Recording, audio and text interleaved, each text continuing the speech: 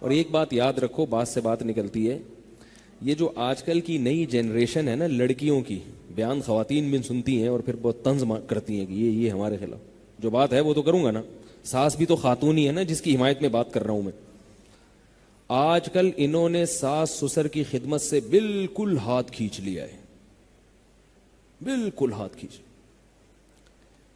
یہ بہت غلط ہے۔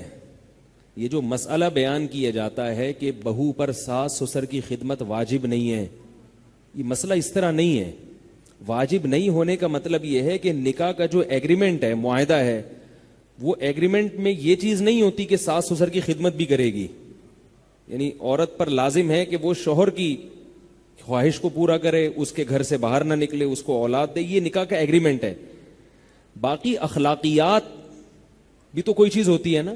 آپ بس میں سفر کر رہے ہوں، کوئی بوڑھا آدمی بیچارہ ہانپتا کانپتا ہوا کھڑا ہوا ہو، اور آپ کو پتا ہے کہ 1 آدھ گھنٹے کا راستہ ہے، آپ اس کے لیے سیٹ چھوڑو گے کہ نہیں چھوڑو گے؟ یا آپ بولو گے کہ سیٹ کے پیسے چونکہ 50 روپے 20 روپے میں نے دیے ہیں، چلو لمبا سفر ہے، پنڈی جا رہے ہیں آپ، اس میں تو آپ کنڈکٹر سے بولیں گے بھائی تو نے جب سیٹ نہیں تھی تو بوڑھے کو چڑھایا کیوں تو نے، اور ہم کیا پنڈی تک کھڑے ہو کر جائیں؟ وہاں تو بات سمجھ میں آتی ہے۔ آدھے گھنٹے کا سفر ہے، 15 منٹ کا سفر ہے، آپ نے 20 روپے دے دیے، بیٹھ گئے آپ، اب ایک بیچارہ ہانپتا کانپتا ہوا بوڑھا کھڑا ہوا ہے، تو آپ کے لیے سیٹ دینا واجب نہیں ہے اس کو، کیونکہ سیٹ کے پیسے کس نے دیے؟ آپ نے دیے، پہلے آپ آئے ہو۔ لیکن اخلاقیات کیا اس کو گوارا کر؟ کوئی وہاں کوئی باشعور بندہ بیٹھا ہوگا، اس عمل کے بعد آپ سے محبت کرے گا وہ؟ ہے بھائی، یہ تقریر سن کے وہ خوش مطمئن ہو جائے گا کہ بھائی پیسے میں نے دیے، میرا حق ہے؟ ٹھیک ہے، پیسے آپ نے دیے، آپ کا حق ہے، لیکن ایسے موقع پہ ذرہ برابر بھی انسانیت ہو تو انسان اس بوڑھے کے لیے جگہ چھوڑ دیتا ہے۔ چھوڑتا ہے کہ نہیں چھوڑتا؟ تو یاد رکھو، جب رشتہ قائم ہو گیا میاں بیوی کا، تو عورت کے لیے شوہر جیسے قابل احترام ہے، اس کا باپ اور اس کی ماں بھی قابل احترام ہے۔ ان کا خیال کرنا عورت کی اخلاقی ذمہ داری ہے۔ اگر ان سے وہ تمیز سے بات نہیں کرتی، ان کی خدمت جو ضروری خدمت ہے وہ نہیں کرتی، تو وہ یہ نہیں کہہ سکتی کہ مجھ پہ واجب نہیں ہے۔ ایسے تو پھر شوہر بھی بہت ساری چیزیں، شوہر یہ جو آج کل اتنا خرچہ مرد اپنی بیویوں کو دے رہے ہیں، یہ مردوں پہ واجب تھوڑی ہے۔ میرے پاس خواتین کے فون آتے ہیں نا، نان نفقہ نہیں دیتے ہمارے میاں۔ میں کہتا ہوں صبح ناشتہ ملتا ہے؟ ہاں ملتا ہے۔ دوپہر کھانا ملتا ہے؟ ہاں ملتا ہے۔ رات کھانا ملتا ہے؟ ہاں ملتا ہے۔ سال میں 4 جوڑے بنتے ہیں؟ ہاں وہ تو بن ہی جاتے ہیں۔ تو اور کیا چاہیے؟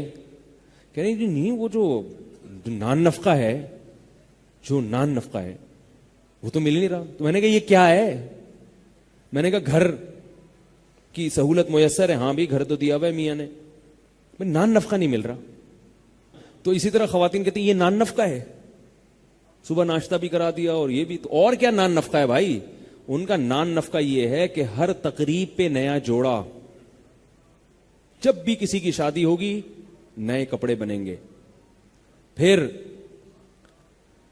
میکڈونلڈ، صحیح ہے نا، پھر 2 دریا پہ جانا ہے ہر ہفتے، یہ ساری چیزیں ملا ملو کے، پھر میرے سالہ آ رہا ہے اس کی دعوت، پھر ساس آ رہی ہیں پھر اس کی دعوت، پھر فلانا آ رہا ہے، پھر وہ ایک بیچارے پر نا ایک اس کو نان نفقہ کہتے ہیں۔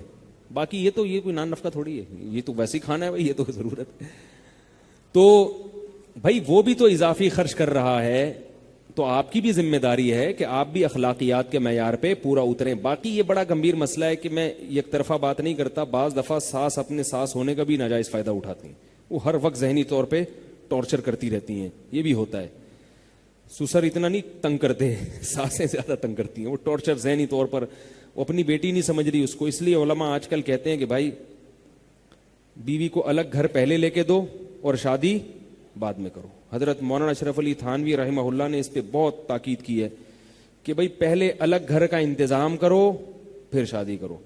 ہاں جس کے پاس گنجائش نہیں ہے تو ایک الگ بات ہے، لیکن ہر گھر میں ایسا نہیں ہوتا۔ بہت ساری جوائنٹ فیملیاں میں جانتا ہوں بہت تمیز کے ساتھ رہ رہے ہیں، کیونکہ جوائنٹ فیملی میں رہنے میں جو برکتیں ہیں وہ الگ الگ رہنے میں نہیں ہیں۔